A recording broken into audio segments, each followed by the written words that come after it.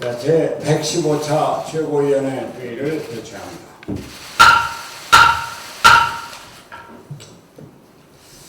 문재인 대통령께 또 한 말씀 드려야 되겠습니다. 문재인 대통령은 시급하게 해야 할 일은 바로바로 처리하고 신중하게 대처할 일은 조급하지 않게 인내심을 갖고 대하시기 바랍니다. 문재인 대통령은 어제 국무회의에서 지난 30일 판문점에서 열린 북미 정상회담에 대해서 북미 간 사실상의 행동으로 적대적인 관계의 종식과 새로운 평화시대의 본격적인 시작을 선언했다고 말했습니다. 이번 회담을 사실상의 종전선언으로 평가한 것입니다. 그러나 이는 과도하게 낙관적이고 조급한 자세가 아닐 수 없습니다. 북한의 비핵화는 아직 어떤 실질적인 진전도 없는 상황입니다. 지난 판문점 회담에서도 비핵화를 위한 실무 협상을 재개한다 정도만이 합의된 사항입니다.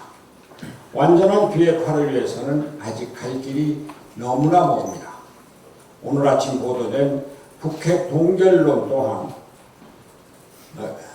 볼턴 미국 국가안보회의 보좌관의 부인에도 불구하고 대한민국 국민에게 커다란 불안을 안겨주고 있는 것이 사실입니다. 북핵 문제의 복잡성에 비추어 볼 때 트럼프 대통령이 북한 땅을 밟은 것만으로 종전선언이 되고 한반도 평화가 온 것은 결코 아닌 것을 똑똑히 주시해야 합니다. 물론 문재인 대통령의 한반도 평화에 대한 열정은 인정합니다. 평화 프로세스를 앞당기고 싶은 순수한 열정 인정합니다. 그러나 이번 판문점 회동에서 대한민국과 문재인 대통령이 철저히 소외된 사실에 대해서는 진지한 반성이 필요합니다. 보도된 대로 문재인 대통령이 남북 경계선에 가서 김정은 위원장을 안내하고 트럼프 대통령에게 소개시켜주려 했는데 만약에 트럼프 대통령 쪽에서 반대한 것이 사실이라면 이것은 트럼프의 지나친 자기 과시욕에 대한민국 대통령이 자기 역할을 잃은 것입니다.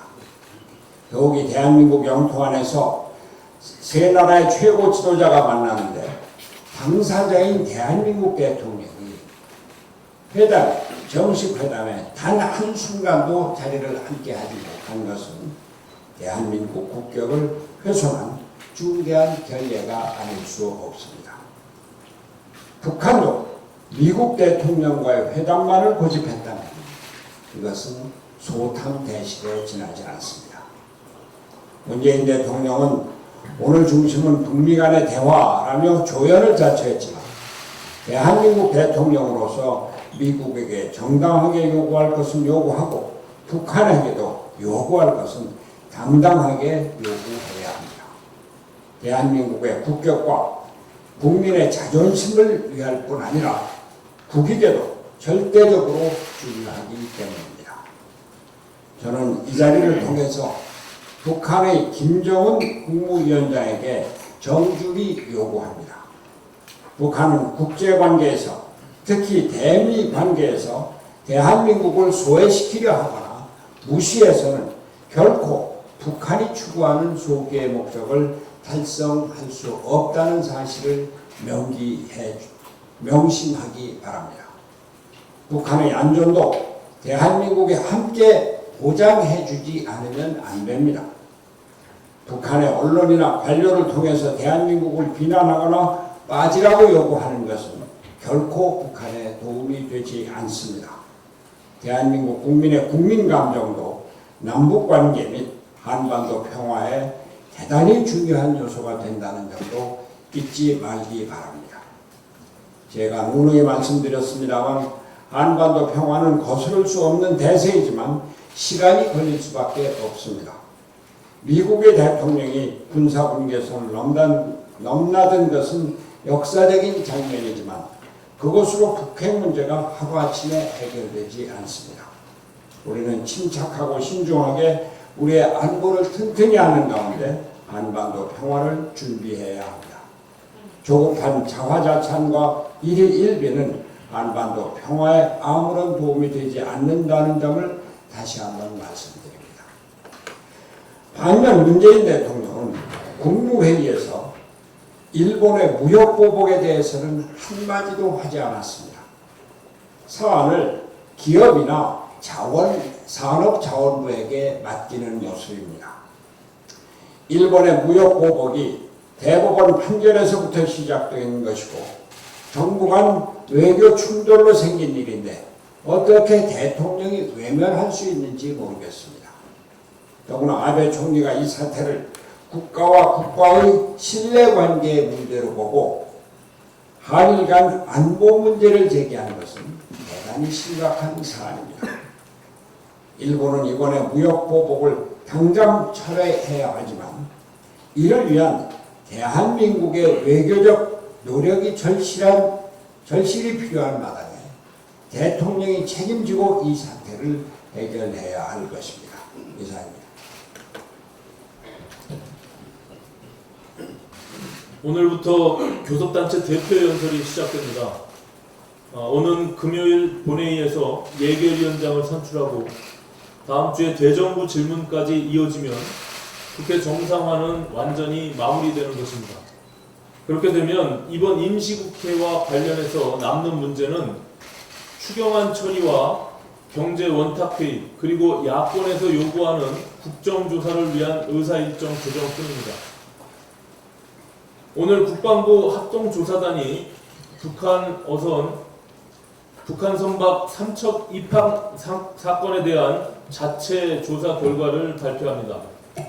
그러나 언론 보도를 통해 흘러나오는 얘기들을 종합해보면 국방부의 조사는 청와대의 가이드라인에 따라 이미 결론을 내려놓고 경계 실패의 책임을 축소하고 은폐 조작 의혹은 부인하는 짜맞추기 조사가 분명합니다.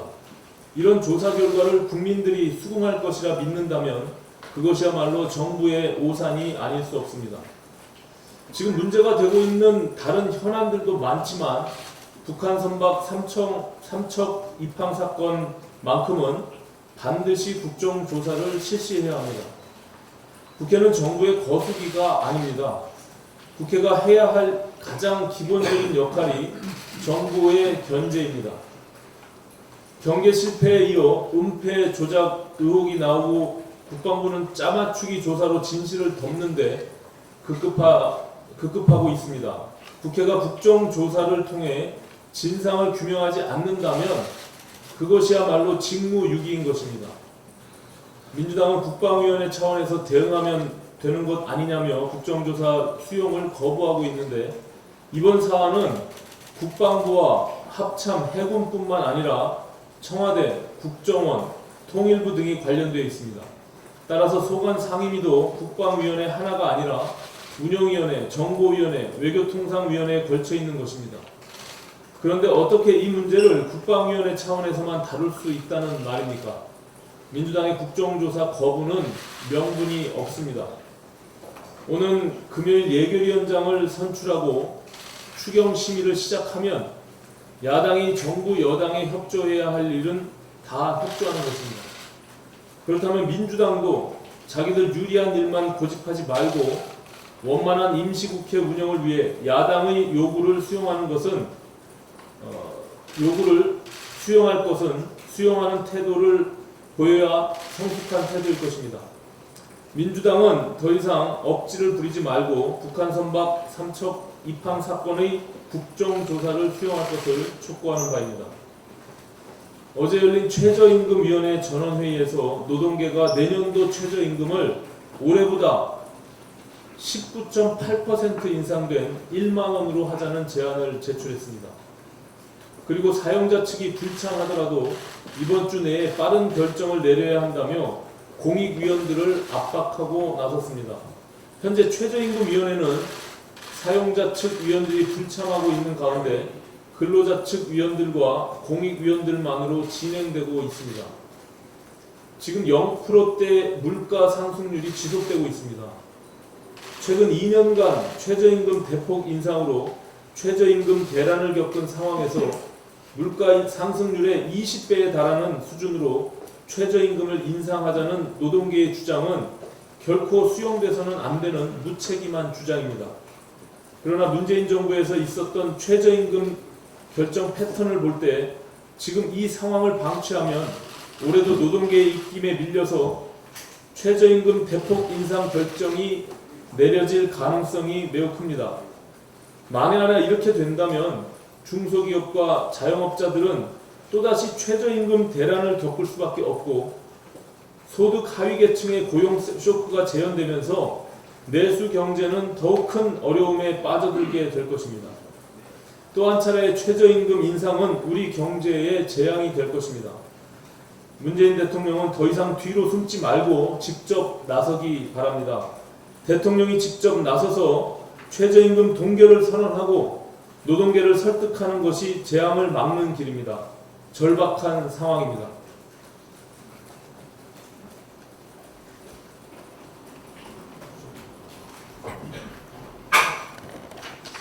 예, 문병호 최고위원입니다.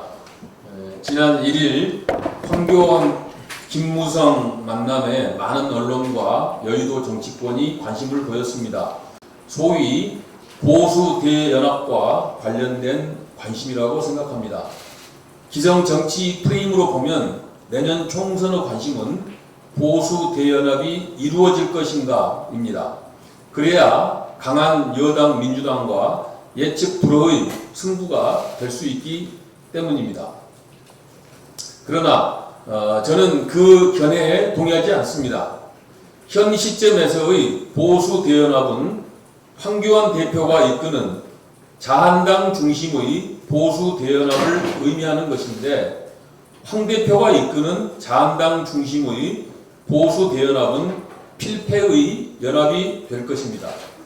내년 총선에서 필패할 수밖에 없는 무능 독선의 민주당을 살려줄 프레임이 바로 보수 대연합 프레임입니다.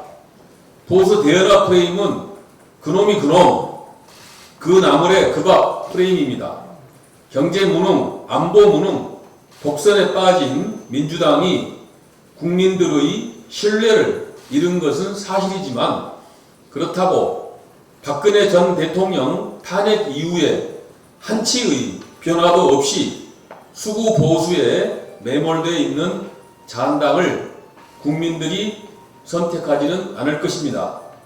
어제 바른미래당의 혁신위가 당의 슬로건을 야당을 바꿔야 정권을 바꾼다 이렇게 교체한 것은 같은 맥락이라고 생각하고 환영합니다. 내년 총선이 자한당 중심의 보수 대연합 대 민주당의 싸움으로 귀결된다면 이는 대한민국 정치의 퇴행입니다. 우리 국민들은 기존 체제와는 다른 새로운 시대, 새로운 대한민국을 원하고 있습니다.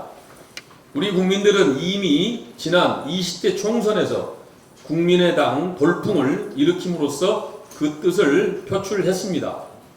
밑바닥에 흐르는 국민들의 분노, 그로부터 형성된 엄청난 변화 에너지를 제대로 통찰해야 합니다. 새로운 대한민국은 의외로 가까이 와 있습니다.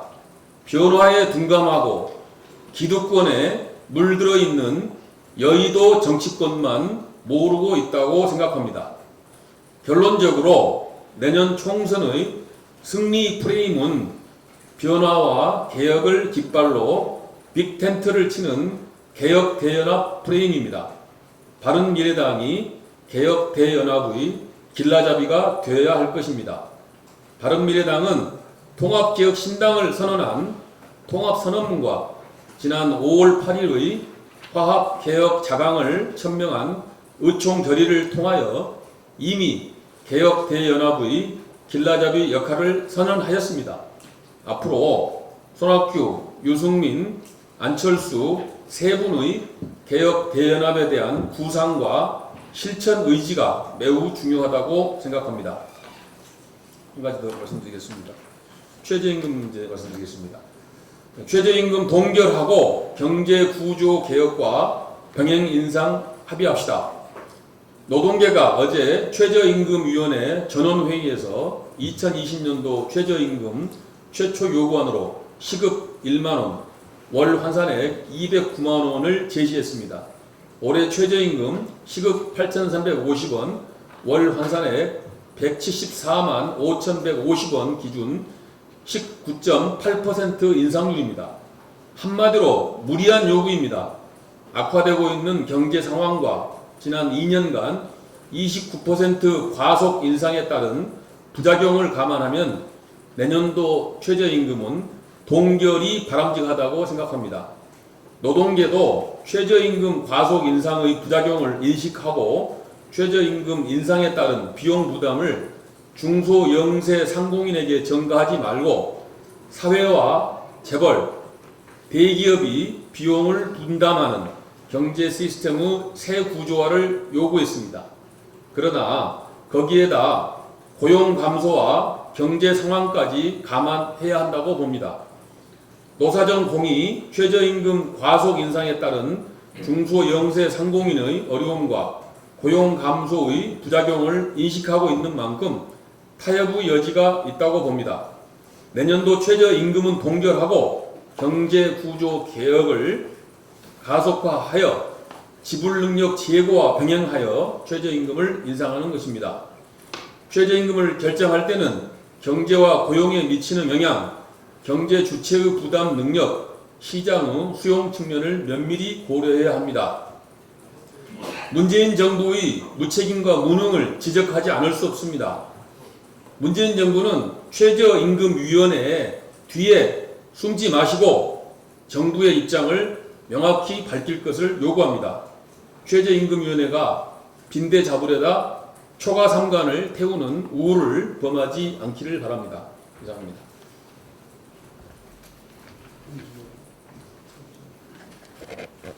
공개 발언이 더 이상 없으면 회의를 비공개로 전환합니다.